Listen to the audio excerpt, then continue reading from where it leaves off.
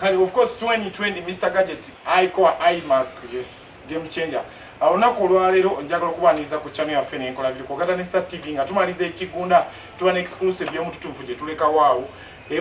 nebanga abantu mutegeera embeera eno obulamu bwe so mu mbeera eno olunaku lwa exclusive yanjawulo mututegeera obulamu bwa Tata Sam kati then n'ensonga eriwo etraining Tata Sam nsaba bagiriko n'abagyekumiddeko babuuzeeko mbalamusiza nnyo mwenna abagiriko n'abagyekumiddeko so njagala tutegeera olunaku lwaleero erinnya Tata Sam lino agaddala ge galiwa Robert Sunday lwaki gadimba gakulemerako Tata Sam gadimba zonna characters zange kati obuta confusing abantu nayogera gadimba nina Zidoro nina Professor nina ebintu bingi nno byenkyabaleetera kati wenayita amanya gonna lumu be confused them nengamba kan nayiteko gano gebasinga okumanya lwaki atamanyi Robert Sunday amanyi Tata Sam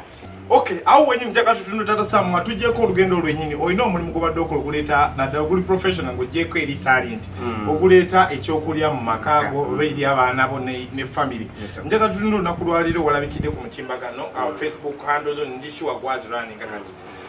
ng'obanja yes so mitimbagano gyokka ne ku TVs ne ku TVs mbadde oluddewo nakubidde nange oli busy nga ne mukwasaganyamba so okubanja kuno kuva ku kyera lwaki obanjiza kati nkoledde Digide Banga Digide FM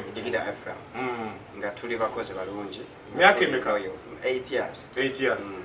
nga tuli loyo mu mbeera yonna kuba tumanyi radio ng'otandise nayo osobola n'okuteebereza nti ddala myezi egyasooka twafuna omusaala nino okuba n'obeerawo neotandikawo ne kutandikira from 0 nojja n'oga kati 10 kati 2 kati 3 kati 4 okukitegeera n'ogenda ng'olinnya okusinziira naye ebintu ne bitabuka wadde byonna bibaddewo tukola contracts ne bajja nga batusasula mpola wezijjera ne mubanja 3 emyezi ne babawaayo ogumu n'obeerawo ne tugenda kati wekisinza ekiwundu wekisambidde eddagala nga tubanja ebbanga ddene omuntu ayinza okumamanja emyezi 13 yes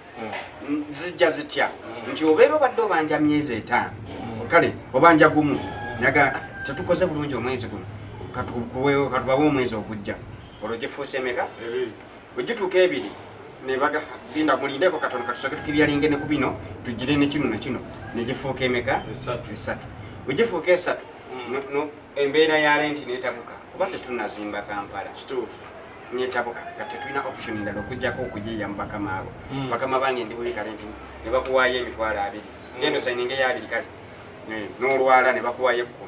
ekitegeera kati ogenda okubaliriza nti egibadde emyezi emeka 3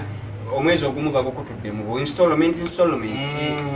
mafuta ne bakuwaayo amafuta ga 10 ekitegeera n'ojjango kati egibadde emyezi 4 egifuuka 3 nojja ate kati olwonoosirikamu kuba tosobola kuddamu gamba neera renti bangoba nga bakuwaddeyo ogenda kubeera obanyiiza ate bali babadde banyiiga bubi nze sinalabako kampani egoba bakozi nga egoba kirindi nga gyembaddemu Digida mubeeranga nga muweze bangi mubanja muweze 15 nga batunamu nga gamu kiringa nga landlord omunyiizaamu kati nagamba ba mu nju yange bw'ovaamu abeera abala emyezi 3 egijja olumu omuntu omulala omupya agenda okujja obadde ogendamu ogumugumu olumu akubanjawo ne alia kati nekino wekiri nga batugobaagoba so sente nezijja nga zakimulaetinga olwaleero Digida tugibanja millioni 130 nga ni mukubala ne damages naye nga salary areas ziri mu millioni nga 130 gwe ng'omuntu wekobanja sente nyingi gwe ziri nyingi so mu mbeera eno okuba nti olwanirira obanno naawe okuba nga olwanirira mu bulamu okubaawo Tata Sam ogikutta otya okuba nga osasulwa twagezaako kuba ffe tetuli violent ate ng'oggyeko Tata Sam Robert Sunday is professional I'm professionally a journalist sisobola kulwanagana agenda kuba bikonde ki bakama bange mbawe ekitiibwa naye kyetusabye sente batugaddewo ate ekisinga okuba abandi badde tubanja nga tuli weetuli naye batugobye ne radio ne bagijjawo tebalina kye batunyize kye batuwandikidde tebalina kye batugambye kati ne tusigala mu bbanga obanja emyezi 13 bino ebintu lupi bye tukolamu mu media bino nokya ku macha n'olwala ne batandika Tata Sam mukolere kawashi yakolanga ku radio ya Sule banangi tebasevinga busiru bubajjudde biki nga ne sente tewazifunanga onina family gyendabirira family ene eri biological n'abaana benzanyisa ne bembeera nabo nange nina obuvunanze bakama bange bagagga mukama wange Mwami Ronald Sega wa Ronald gyagenda akola mu ministry ya agriculture and secretary yakava mu ministry ya health nina ka NSSF ka fetikali yo mu bank nayenga ddala tukolerera abaana baffe muganda wange ffe tuba research aina companies ezenjawulo radio buddu gyeri era n'okugoba bwekutyo nga bukuli wano ino ku Digida bwekutyo ne Best FM yali radio yaffe bagikola nga bakola Digida abaana ne badda mu byalo ne balima abalala batamwadda mutosobola namugamba kigambo media naffe wetu tugenza ewe twaba okutuuka ewe twagezako batukira ku masimu nga kizibu tosobola munnange banene mukozi wa gavumenti alina abakuumi ewaka alina abakuumi mmotoka alina abakuumi wonna wakolera you cannot reach him. Era abaana abamu ababanjako batukako ne kuzo office eyo ne bekalakaasa abamu babasiba no basibako nga we cannot fall a victim netugezaako ne tubawandiikira through our lawyer ne bata respondinga netugamba obono bamunyomye bunyomi ne tufuna lawyer omupya gwe bayita Kigenyi and Opiro company advocates yawo ku Buganda Road tugamba bakama baffe mubawandiikira ebbaluwa endala ne babawana ennaku bambi mutuddemu abantu bano bafuna akasente kaabwe tugamba tetulina kyakola okujjako genda mateeka mu kooti tuwoze tukimanyi alina obusobozi bwonna alina sente alina authority munene wa gavumenti nasasula abantu kali azamanya tuyoza abantu tetusima asobola tukola kyonna kyayagala n'omusanga asobola okukola kyonna kyayagala kubanga sente azirina naye Katonda alaba kasita naye azadde kuba tetwagala rupi tetwagala yadde 10 ky'obwereere mpulira oli agamba wandika rupi muwa wabidde ampe milioni 9 ffe tetwagala yadde 10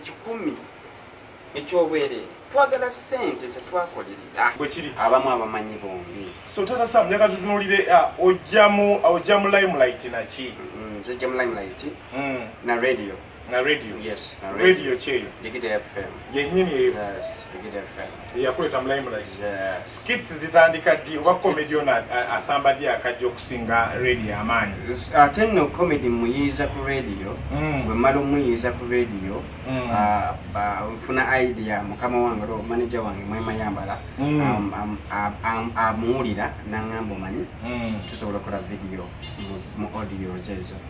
yes so netuchozinga ku nentandiko yiye nnyate olwo mwaka ki ogwo Tata Sam 2015 this is 2020 so 5 years back 2016 myaka ngene mabigako nitandika okukola videos tunoonya TV of course nga bwomanyi tutiteekeyo zitandika okulagibwa ku TVs olwo munoonya TV mwatandika ne Spark Spark yali tenaba na kujjaawo tunoonyeza TV enene abuli nene nekusita twajja tugenda ku BBS tugenda ku Bukete tugenda ku NTV abasinga nga ekintu ekipya kimanyi musooke mwongereko tulabe mulinayo nga mmeka tulina nyingi nnyo nga 10 nga 4 nga 5 naye zitwakashutingawo ziringa nga 15 musooke mwongereko buli omu mwongereko mukama wange Mwema Yambala n'agamba omanyi mu kifo ky'okuddamu okwewuba ku TV tusooke tuziteeke ku social media tulabe engeri ekikolamu nze nensooka nensizalawa social media kweri intaneti yaffe ye Uganda nga bw'ogimanyi sikakasa nti kinaakola kituufu negamba nidda kijjakola kuba wa IT tugezeeko tulabe netukola ntandika okuteeka skiti yasooka in fact kugenda okushutinga twagenda n'okushutinga tulayoza skits nga characters 3 kuba twakola Tata Sam in fact skits zasooka bagirako eriko mbu bwe bankwatanga nzibye ebibumba by'enkoko byebibumba ne chapati egudde mu ttaka n'engamba mbu chapati badde nje okubako ettaka nsuule mu ttaka ng'etukula bansanga ngiyoyo tangiye yes kati ne wabeerawo ne skiti eza gadimba mulimu kusomero nti nno taatawo mukasita ne Yesu teyasoma ate nga yali musajja mugezi nnyo yali n'atusanga headmaster n'atugamba mukola ki muli ba kibiina kyo oli wa P1 oli wa P2 oli wa P3 wambuza gwe oli wa kibiina kikoze nze ndi wa DP awo ndowooza weewali ne skiti zonna ezo zanga za try okugezesa kyenekola bana zaagala oba nedda nendala we nali ku Nayikondo nga nsunda eriyodi mwana muwala nansaya nga tewasomye ne ŋŋamba taata wange yafudde nze sikyaddamu kusoma yabaddankako okusoma naawe saba n'owaafe then oyo ye gadimba kati nembeeramu ne zidoolo yoli ananaagira yagambira mbu omuwala we namusanga naŋŋamba mbu gambe ekigambo I love you mu ddakiika emu wokimalayo ngenda kuhaginga nzikirize ngamba kiganye gendo nenye then nendala oyo abasajja bano gwe bayozaamu abaliretesi babayita baani abase bakijje oyo ananaagira baleka gwe bayozaamu okuba nti balina omukulu gw'essimu ananaagira I don't know naye nsemanyi nti origin nsigala originality yabeeno we natandika okikola yes enjuki ekinyonyi kyasanga enjuki nekiyomba kigamba naye enjuki tolina magezi kubanga ebbanga lyonna lyomala ng'obonaabona okuŋŋanya nectar okukola omubisi gw'enjuki naye gwe amazima gennyini ne bagutwala butwazi lumu bakwokya manyi omubisi ogwe babeera bagukola ababimanyi ne batabimanyi babeera bakita kuwakula njuki bazookya n'osigaza ekiyumba n'ojjamu omubisi n'otwala hani oyo wabbeeyi ofcourse akantu ke kati k'2.4 ate ne byegukola bingi bwa bulamu nnyo naye ng'enjuki erwana nnyo ebulamu bwawe bwonna okukola omubisi kati ekinyonyi nga kigigamba naye enjuki toyina magezi omubisi gwo bagutwala butwazi enjuki yasonga busonzi ku mutwe negamba batwala mubisi tebatwala bongo batwala mukozi akola juice kati nze omubisi ne bali gutwala ne bakola batya ekyamazima era ne weziri fane ziggwawo nga n'omubisi gukola ki kati nze oli ne bwatwala idea ne bwatwala skiti ne bwatwala ki azulonga ze nkyali mulamu ojja creating ekirala ate obwongo bukyali so njaga tudde Tata Sam olunaku lwaliro okola climax yo okulinnya nti Tata Sam alinnye weewulira ddi ng'olinnye 2017 okola mwaka ogwo namukuba kiramba ntandika okuwuliranga abantu wempita wuuyo yiye si ye Tata Sam yiye ererere ne batandika Mama Sam ajja muddi Mama Sam oba omujja wa omujja mu company bagita New World of Entertainment ya drama twali tuzanya ku Bat Valley tuzanya ku Royal Theatre National Theatre la Bonita bwebityo ne twagala okurecruitinga yo ku baana mu drama eyo twali recruitinga abantu ne Mama Sam yajja yajja twali twagala abantu batono ate with specific descriptions ne character yagala bwati ne bwati nga inafaanana bwati ne bwati abantu balowooza ye mukyala wo waddala Tata Sam mukyala wange mu comedy naye wano nina mukyala wange omutuufu omumaka waali awawira mulungi nnyo nga Mama Sam njagala tutule Tata Sam industry gye tulimu olunaku lwaliro tukunoonyezaako lwakuba nti tujja kufunamu exclusive esinga ku mbeera eno because olunaku lwaliro twaga tutunulira obulamu bwe mu mbeera yokuba nti afuna mu art ono gwakuriyetinze n'ebintu byakoze oyawukana ne company gye twali tugambye yagambye okuba nti gye wakolanga nayo twayawukana company kyeyo bagiyita Katusekemu sikyaliwa Katusekemu kati Katusekemu yatwala byayo naawe olibyo ndi Tata Sam Comedy House era ku Facebook, YouTube, Tata Sam Comedy House. Katusekemu kye kyali kibagatta. Contract we were working. Oli manager wange nkugambye. Ewe tutandika okukola twasigninga contract. Ne tugamba ebbanga bweri tiwelina ggwako. Wemenye renew nga wemenye ebisome bya contract. So wene ggwako musobola okurenewinga bino binasigala byammwe babiri biki. Well, olumu contract we ggwako ebisinga tebitera kutuukirizibwa. Chobo chimanyi nawe kituufu nadala amaze okusayinga n'ebisigadde kati mumaze okwawukana olumu babutobola abantu abasinga bamanyi nti okwawukana n'omuntu mulina kulwana muba muyombi muba temukolagana bekityo naye ensonga zibamu ebyo bye mukoze mwenna pati emu neyagala okubisigaza ate naawe oyagala kusigazaako ebyo ekitegeera yeyembeera yes naye at the end of it all n'ogamba manyi ekiba bwekityo then I have to move on kuba kati nze am a brand ate nina ebintu byenkyalina okuwa abantu olw'okuba maze okukola ne bano kyekitegeeza kati ntuule naye ate we naakola naabiteekawa kati peegi mukama wange yazisigaza so eziri eza sikyaliyo tebakyaliyo sikiti zange empya era empya ziri ku Tata Sam Comedy House ku YouTube ne Facebook ze ndabe ennaku zo zitambula zinegewe zitambula tezikola bubi so eno empya Tata Sam tolina contract tolina kuvunaanyizibwako oli Tata Sam nga ndinze ne management empya yes ne management Tata Sam nga tumalirizawo olugendo luwedde ebikintu okikubye shows mekaze wakubakaawo ze wategekako nategeka launch kubanga by then ntandise okubeera famous ennyo abantu nga batubuukinga ab'ebivulu ba promoters biki manager wange he was a good man yali advisinga no tulindeko tumala kulaunchinga olyoka okola show wakiri single show tutegeka nategeka nokusooka nalangirira Freedom City ne Theatre La Bonita nga Theatre La Bonita njibazenga VIP show Freedom City gundi show yange eyokubiri nina omuntu gwe nakolagana naye nankolera gubi in fact twalina akasente kaffe nga ffe twagala nakweteekeramu kasente nakalya nakabuzaabuza ne tutuuka nga Freedom City tusobola giranga nga tugiwadde deposit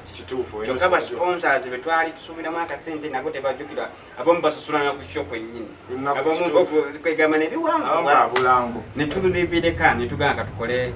La Bonita tukole Obligato then tukole Afro Club Kasanga kyatunywina handozo abakufuna Facebook YouTube erinnya lyerimu nkozesa Tata Sam Comedy House eri wakadde sikyaliyo ndi wano era obeera obadde onindira eri oba onoonyayo eyo sikyaliyo mukatusekemu sikyali wakatusekemu ndi wa Tata Sam Comedy House iyo yange kati kekalinga kekaduuka kange kenasigaza kusaba mu mpagire covid ono nga Tata Sam akuyisiza atya tulengeredde abantu ababaze bakuddukirira akuyisiza atya ngulungi olw'ensonga nti nina family nene si family abaana benzaala kyokka nebolabirira abaganda bana basigadde sina baana basukka bataano kanjogere bento omusajja tebamubalira baana naye nina family ya Tata Sam Comedy House abantu abo bonna abazanyi bangi abakyala abaami abasinga bakulu balina family olaba nti ono kale balina mukyala we n'abaana ono atimba bipande ono omukyala n'abaana ono alina abakyala n'abaana kitegeera abaana balwadde abaana beetaaga okulya tetukyakola tewakyaliwo omulimu gwonna gutambula that means money kuba ebyetaago byo tebikola ki abantu bakozekoze obuntu online concert Tata Sam olinayo kokoze mu covid ono sikoze online concert yonna olw'ensonga one nze okwawukanako n'abakozi abamu nze nkola na tiimu nene nadda mu rehearsals nabo wano n'abagenda kujjula ate nga mukulembeze uganga yatugamba social distancing n'ebirala kati ng'ogyeko ebyo ffe tuba tuli bakola era twetaaga cameras egenda obba ku Mama Sam egenda obba ku Tata Sam egenda obba ku Sam so it's a big budget ate nga mbeera mugiraba Tata Sam bakubuukinga bakufuna batya nga tukuta abagenda okubanga covid naweddewo ebivulu ebijja bivulu ebitandise n'abantu okufuna bayita mu mitendera kiba era enamba bakuyaliwa nina manager wange naye kisinga okuba ekikulu ekyanguwa ennyo ku Facebook kuliko omukutu gwaffe kuliko n'ennamba ya WhatsApp osobola tuweereza ennamba nogamba I want business with you Facebook noonya Tata Sam Comedy House ojja kubeera nga Tata Sam Comedy House Tata is T-A-A-T-A Comedy is C-O-M-E-D-Y tekirina nnyo house y'ennyumba eya bulijjo Tata Sam Comedy House so kwe namba gyasangako inboxinga oba gutuweereza ennamba yo n'okubeera ku messenger kubeera wali eri waliwo ogamba nti send a message ng'otuweereza message ffe tukubirawo direct kasito tuwa ennamba yo naddala nga tutugamba mumpeereza busikiiti ndi eno okay Tata Sam tukweyanza ddala akaddeko baaba naye katusabe abantu basasule Tata Sam Basasule mu struggle eno gyemirimu omukungu anonya ku bantu bano mutule mu kyama oyinza obutasobola kusasula myezi gyonna 13 naye n'obagamba bange embeera sinu gigamba weeyo omwaka oba emyezi 10 togusana nnyo nze kyensaba bakama bange n'abakungu kabano TV erabibwa abantu bonna ministers ab'enjawulo aba Labour, Minister of Gender, Human Rights, Minister of Agriculture, Mwami Sempita kuba kati muka ono akola eyo mukwano gw'onkakasa mukulu munno ate mukwano gw'omuntu wemwogerezeganya owuliki ulikesinga olumu ne balooya omwe wayi lopi lwaki abaana butoba obusinga Okay, oyetata Sambambi mumusangula amaziga yenna amanyi ku mukulu oyo n'asobola okutuukira omukulu oyo mutuukire tata Sam musangula si yekka n'abakozi abalala badakolako bangi nnyo so mu mbeera eno nsaba yambibwe nga tuyita ku mukutu gwa Star TV program ekigunda kanyomero kano kankola ya video n'ennaku zino due to covid tukyagenda nnyo behind the scene nabisigala tuleeta exclusive z'abantu tubayanze okuba nga musubscribinga mubeere ku channel WhatsApp number yaffe eri ku screen kuba oyitako okuba nga otwegatako Laja Poniyo. So thank you so much exclusive mbasiibudde munyiga